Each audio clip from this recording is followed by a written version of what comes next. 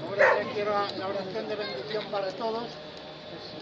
Entra la imagen del santo y después vais entrando con cada uno y ya lo bendecimos.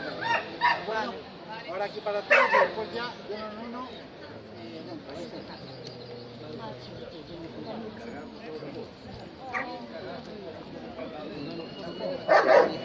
Oremos. Escucha, Señor, nuestra oración que por intercesión de San Eleuterio hacemos hoy por nuestros amigos los perros.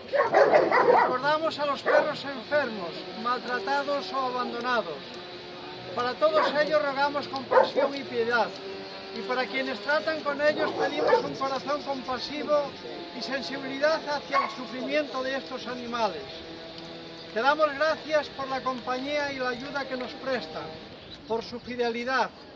Delante de San Eleuterio te pedimos la bendición para que estos perros y para las personas que están a cargo de su cuidado y protección, por Jesucristo nuestro Señor.